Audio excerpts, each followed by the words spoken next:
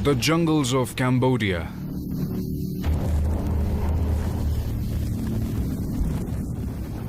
Oh my gosh!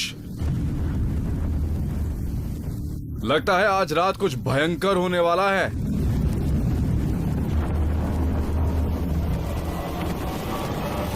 Oh my gosh, ये तो देखो। एक हफ्ते पहले न्यूयॉर्क। मुझे हाल ही में खबर मिली कि कैम्बोडिया के घने जंगलों के बीच एक खोया हुआ शहर मिला है और मैं छानबीन करने चल पड़ा। मैं आपको बताता हूं एक स्टोरी जिसकी शुरुआत होती है 1000 साल पहले। 802 AD साउथ ईस्ट एशिया में जयवर्मा II एक क्रूर राजा था। यहां के पत्थरों पर जो लिखा है उससे पता लगता है कि राजा को पहाड़ों और जंगलों के बीच एक शहर मिला जहां वो अजीबोगरीब पूजा पाठ किया करता था। उसका एक रहस्यमयी पुजारी भी था जो एक पत्थर की पूजा करके जादुई ताकतें बढ़ाता था। वो पत्थर हिंदू भगवान शिवा का शिवलिंग था। राजा या कोई भी जो इस पत्थर को अपने वश में कर ले वो अपने दुश्मन को भस्म कर सकता था। आपको हैरिसन फोर्ड की Indiana Jones and the temple of doom याद है? उसमें शिवलिंग के बारे में बताया गया था। और आपको मालूम है ना कि उसके बाद क्या हुआ था? तो ये सब सुनने में बहुत अजीब लगता है, पर एक बात तो है कि ये रस्में शायद काम करें। जयवर्मन द्वितीय वहां अपना राजवंश स्थापित करने में कामयाब हुआ था, जो प्राचीन काल की एक आधुनिक सभ्यता थी। और वो गुमशुदा शहर जिसकी अब खोज हो चुकी है, इस शहर को ढूंढने में हाई टेक लेजर स्कैनर्स का इस्तेमाल किया गया, जिन्हें शॉर्ट में लाइडर कहा जाता है। अब मैं खुद साउथ ईस्ट एशिया जाकर इस शहर से रूबरू होना चाहता हूं। कैम्बोडिया के जंगलों में जाने का मेरा असली मकसद ये देखना है कि शिवा के लिंग की कहानियां कितनी सच हैं और उस पत्थर में क्या वाकई कोई ताकतवर शक्तियां हैं या नहीं।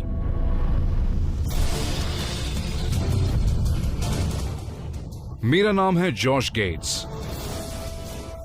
मैंने आर्कियोलॉजी की पढ़ाई की है और अपने खोज करने की इस चाह की वजह से मैं अक्सर मुसीबत में फंस जाता हूँ। कभी कभी सोचता हूँ कि 9 से 5 की नौकरी कर लेता। मैं दुनिया का हर कोना घूम चुका हूँ। मुझे इतिहास के गड़े मुर्दे उखाड़ना बहुत पसंद है। हम लोग तैयार हैं, चलो चलते हैं। ये है एक्सपीडिशन अननोन।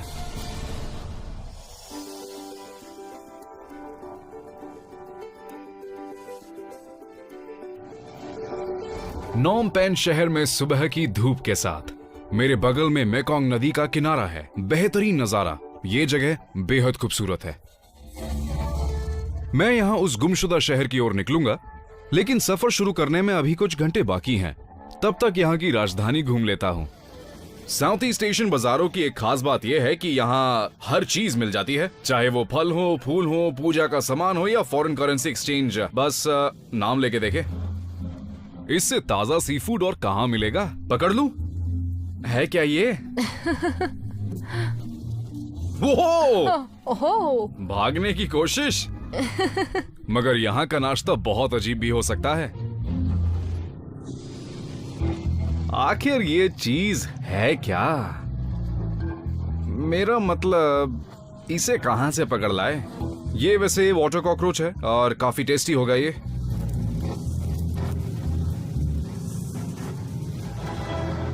वाह, मस्त है। इसमें प्रोटीन भी है।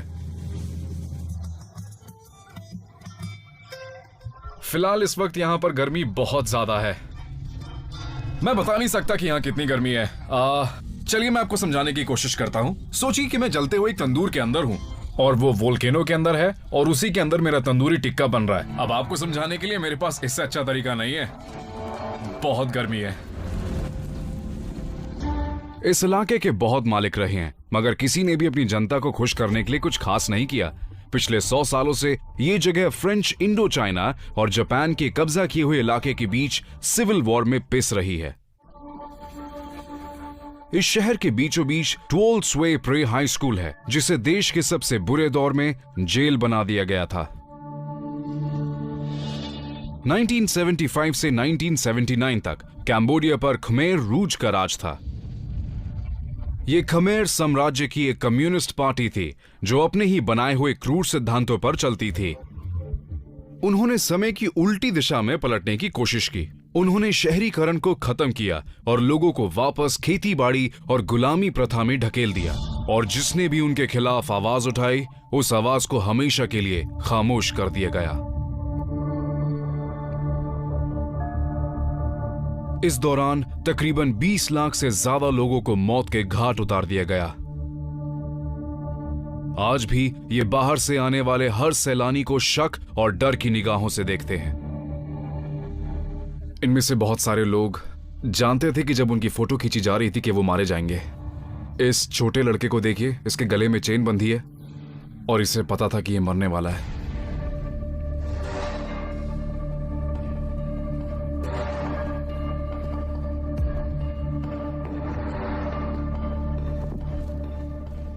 माफ कीजिएगा, हिंसा की यह हद आम इंसानी समझ के बाहर है।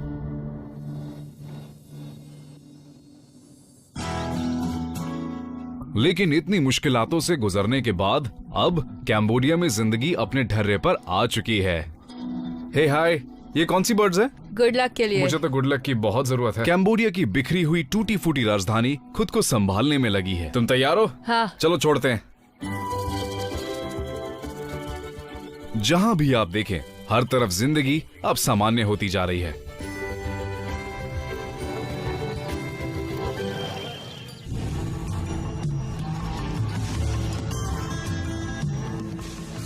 मुझे इसकी आदत ना पड़ जाए। नहीं पड़ेगी। चीयर्स। चीयर्स। मैं अपने पुराने दोस्त निक रे से मिला। वो एक बढ़िया जर्नलिस्ट है जो मुझे वहां देखते ही एक्साइटेड हो गया। उस शहर का नाम लेते ही मेरी जुबान टेढ़ी हो गई। उनका नाम है महेंद्र क्या? प्रताप। महेंद्र प्रताप? सही कहा। बेसिकली लाइडर टेक्नोलॉजी की मदद से, जो कि टॉप क्लास की मिलिट्री ग्रेड की टेक्नोलॉजी है, उससे जंगल में बहुत अंदर तक छानबीन की गई और तब अचानक से एक दिन ये शहर मिला और उन्हें पता चला ये बहुत बड़ा शहर। और फिर इसी जगह पर खमेर एम्पायर की शुरुआत हुई थी। 802 एडी में जयवर्मन सेकंड ने इस एम्पायर की स्थापना की और हिंदू गॉड शिव की ताकत के बारे में सबको बताया। तो कैसे बना जा सकता है देवताओं का राजा? मुझे क्या करना होगा? लिंग की मदद से। लिंग को हिंदू संस्कृति में बहुत पवित्र माना गया है। वहां के पंडित और पुजारी पूजा पाठ से शिव की ताकत को लिंग में स्थापित करते थे और बाद में उसे योनि में रखते थे। और इस तरह शिव की ताकत पाकर जयवर्मन सेकंड दुनिया का सबसे शक्तिशाली राजा बन गया। तो यहाँ के लोगों में तो किस्से कहानियां बड़ी होंगी उस जमाने के बारे में। हाँ बिल्कुल। लोग तो यहाँ तक कहते हैं कि राजा जयवर्मन सेकंड की आत्मा आज भी इन जंगलों में भटक रही है और इस जगह में बहुत से राज दफन है। महल के अवशेष यहाँ से 200 मील दूर है। नेक ने मुझे सलाह दी कि मैं नॉम पेन से निकलूं। बैटमबैंग शहर के बीच से गुजरते हुए उसके बाद सीएम रीप आएगा, जो खुदाई की जगह से बस 30 मील ही दूर है। एक बार सीएम रीप पहुंच गए तो पहाड़ तक पहुंचने का बाकी सफर बाइक या अपनी गाड़ी से भी तय कर सकते हैं। पर असली दिक्कत तभी शुरू होती है। रोड्स को लेकर बहुत समस्या होने वाली है। क्योंकि वहां रोड्स ही नहीं है। ऊपर से लैंडमाइंस। लैंडमाइंस क्यों है वहां? क्योंकि खमेर कबीला 1979 से लेकर 90s के अंत तक था और सरकार से खुद को बचाने के लिए उन्होंने जगह जगह लैंडमाइंस बिछा रखी थी। और उस पहाड़ के आसपास का कितना इलाका साफ किया गया है? अभी भी काफी कुछ बचा है, इसलिए रास्ते से भटकना मत। एक और बनाऊं? ओह हाँ, वैसे अगर इतनी पीता रहा तो गुमशुदा शहर नहीं मिल पाएगा मुझे।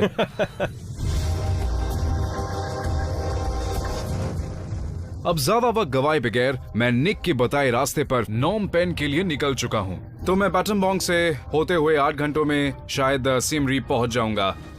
बैटमबोंग में मैं एक और एक्सपर्ट से मिलूंगा जिन्हें शिवलिंग की शक्तियों के बारे में गहरी जानकारी है। यहाँ गाड़ी चलाना कोई आसान काम नहीं। एक तो पतली पतली सड़कें हैं, ऊपर से ये कुछ गाड़ियों पर जरूरत से ज्यादा सामान लादते हैं। लेकिन जैसे ही मैं शहर से दूर हाईवे पर बढ़ा, ट्रैफिक कम होता गया। अब कैम्बोडियन रोड ट्रिप का असली मजा आ रहा है। ऐसा लग रहा है जैसे मैं एक टाइम मशीन में बैठा हूं। हर बढ़ते किलोमीटर के साथ आधुनिक जिंदगी पीछे छूटती जा रही है। यहाँ चारों ओर मैदान, घास और खेत खलियान हैं।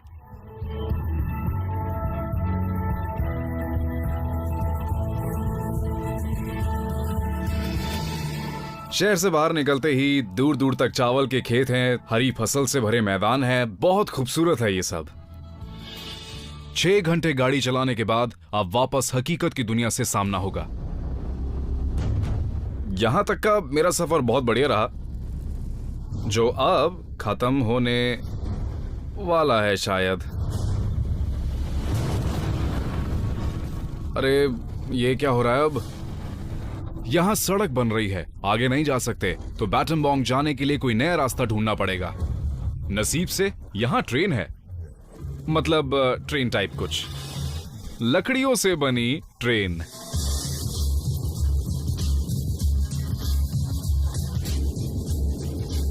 ये बुलेट ट्रेन तो नहीं है, पर मेरा काम तो चल जाएगा शायद। फ्रेंच लोग 1953 में जब कैम्बोडिया से गए तो ट्रेन्स भी अपने साथ ले गए, पर ट्रैक्स वहीं के वहीं रह गए।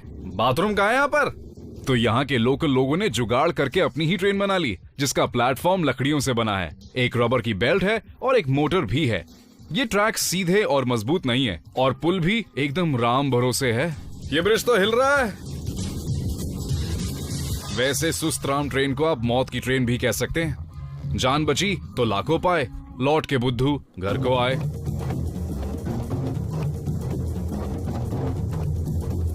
मेरे लिए?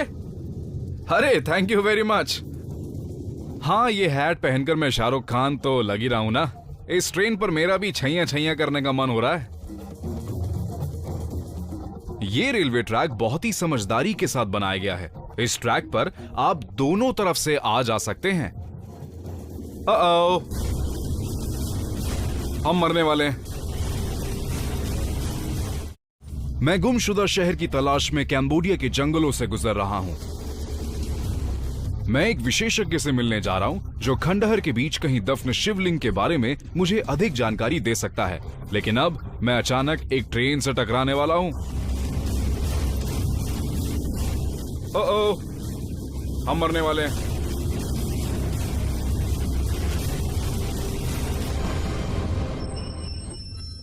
हाय, 1 2 3 4 5 6 इधर, 1 2 3 4 5। ओके, हम हार गए। जब भी ऐसी परिस्थिति आती है तो उसे बिना किसी लड़ाई झगड़े के ही हल कर लिया जाता है। जिस ट्रेन में ज्यादा लोग होते हैं वो ही जीत जाते हैं। अरे रे रे रे रे। और हारने वालों को अपने ट्रेन का एक एक हिस्सा उठाकर एक जगह से दूसरी जगह रखना होता है। ओके ओके ओके, हम तैयार हैं, बैठ जाओ। अगला स्टेशन बैटनबोंग है। कुछ किलोमीटर का सफर और अपनी कमर तुड़वाने के बाद हम बैटनबोंग पहुंच ही गए। इस रेलवे ट्रैक ने अच्छे दिन भी देखे हैं, और कुछ भी हो, यही तो इस देश की जान और पहचान है।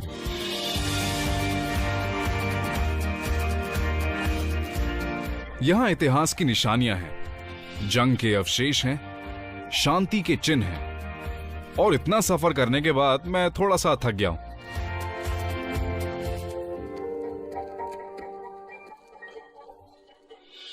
उस एक्सपर्ट से मिलने में अभी कुछ घंटे बाकी हैं।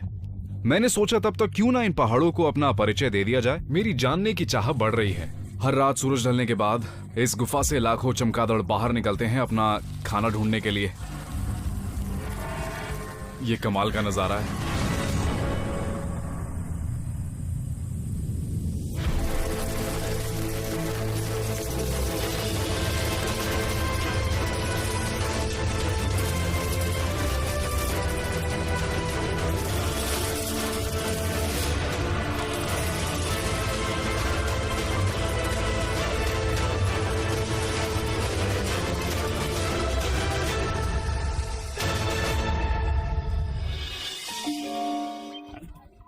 अंधेरा होने के साथ साथ मैंने एक्सपर्ट से अपनी बातचीत शुरू की। वो इस शर्त पर हमारे साथ बातचीत करने के लिए तैयार हुए कि उनका चेहरा ना दिखाया जाए, क्योंकि उनका मानना है कि खंडहर के अवशेषों और अच्छी शक्तियों पर शैतानी ताकतों का साया है। देखो, ये एक असली प्रॉब्लम है और काफी बड़ी प्रॉब्लम है। तो अगर मुझे यहाँ से कोई निशानी या कोई यादगार खरीदनी है, जैसे कोई छोटा पत्थर जो खुदाई से निकला हो, वो कितने का होगा? अगर अच्छी स्थिति में चाहिए तो $10,000 समझ लो। $। वाओ। हाँ। और ये गुमशुदा शहर का क्या चक्कर है? क्या लुटेरों की नजर उस पे है कि नहीं? हाँ। वो क्या ढूंढना चाहते हैं वहां पर? रेतीले पत्थरों से बनी मूर्तियां और खासकर लिंग। उनका मानना है कि लिंग में काफी अद्भुत शक्तियां हैं। क्या लुटेरों को खुदाई की जगह का पता है? हाँ, लगता तो है। उन्हें सच में पता होगा? यही तो काम है उनका। अच्छा। वो हमेशा अपने आंख और कान खुले रखते हैं। अगर गलत लोगों के हाथ शिवलिंग या कोई आर्टिफैक्ट्स लग गए तो हमारे देश की पहचान खतरे में आ जाएगी, और हमें ऐसा बिल्कुल भी होने नहीं देना है।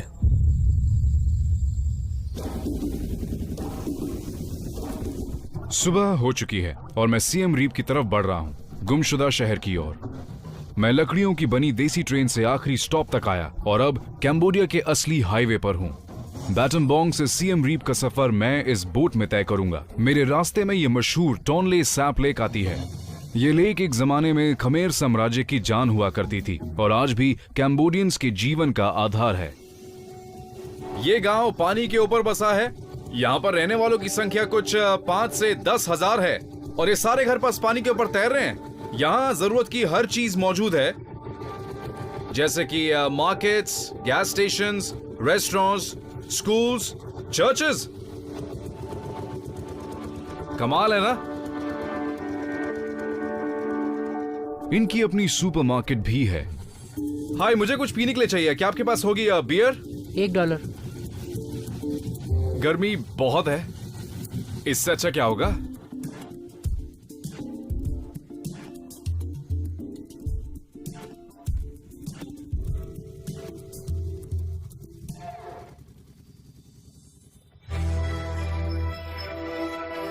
नया दिन, नया शहर। आखिर मैं सीएम रीप पहुंच गया, लेकिन अब वक्त है असली चुनौती का सामना करने का, लैंडमाइंस। इस वक्त मैं कैम्बोडियन लैंडमाइन म्यूजियम में आकिरा से मिलने आया हूँ। बॉम्ब्स ढूंढकर उन्हें नाकाम करने में इनका काफी अनुभव है। Akira, hi. Hello. Yeah hello, nice to see you. तुमसे मिलकर मेरा अच्छा नाम लगा। अकीरा है। शुक्रिया मुझसे बात करने के लिए। तुम्हारा एहसानमंद हूँ। तुम कब से ये लैंडमाइंस ढूंढकर साफ कर रहे हो? पिछले 20 सालों से। और कंबोडिया में कितनी लैंडमाइंस बची होंगी? 40-50 लाख तो होंगी। 40-50 लाख? हाँ। Active landmines? हाँ। और तुम कितने साल के थे जब तुमने खमेर रूज ज्वाइन किया? मैं लगभग 10 साल का था। खमेर रूज ने आकिरा के माँ बाप को मार दिया था। उसके बाद वो चाइल्ड सोल्जर बन गया। उस दौरान आकिरा ने हजारों लैंडमाइंस खुद बिछाए थे। अब एक एक लैंडमाइन को ढूंढकर और डीएक्टिवेट करके एक तरीके से वो अपने पाप का पश्चाताप कर रहा है। और अब तक तुमने कितने लैंडमाइन साफ किए हैं? करीब 50,000 लैंड माइन्स। और क्या तुम मुझे दिखाओगे कि उन्हें कैसे ढूंढते हैं? हाँ, जरूर बताऊंगा। क्या ये सुरक्षित है? नहीं। आकिरा मुझे समझाएंगे कि लैंडमाइन से कैसे बचा जाए। कैम्बोडिया के स्थानीय निवासी इस खौफनाक हकीकत के साथ रोज जीते हैं। मैं बहुत नर्वस हो रहा हूँ। लैंडमाइन से भरी ये जगह एक गांव के ठीक बगल में है, जो अभी तक पूरी तरह साफ नहीं की गई है। ये क्या चीज है? सुरक्षा के लिए ये जैकेट कोई बहुत ज्यादा मजबूत नहीं है। बढ़िया। ओके, मेरे पीछे आ जाइए।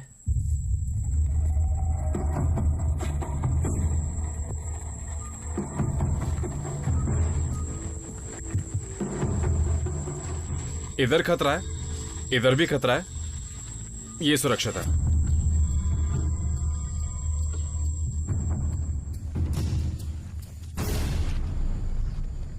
हेलो सर, मैंने वहाँ एक लैंडमाइन देखा है। कुछ मिला क्या? हाँ, इधर। तुम्हें माइन मिली है? हाँ। अभी 5 मिनट पहले ही मैं इसके बगल से गुजरा था। तो इन्हें एक लैंडमाइन मिली है वहां पर, जिसका ऊपर का हिस्सा दिख रहा है और हम कुछ ही देर में उसे डेटोनेट करने वाले हैं। उस पर पैर पड़ते ही पैर फट जाएगा। हाँ। क्या कुछ और चीजें हैं जिनका मुझे ध्यान देना चाहिए? ऐसी जगह जहां मुझे नहीं जाना चाहिए? इन सूखी पत्तियों से बचकर रहिए। अच्छा, इन पत्तियों से। हाँ। और कुछ? अगर इस तरह का कोई पेड़ है तो उस पर पैर रख सकते हैं। घबराने की कोई बात नहीं है, इसमें कोई खतरा नहीं है। तो मतलब जहां भी पेड़ है वो जगह सुरक्षित है? हाँ। ओके।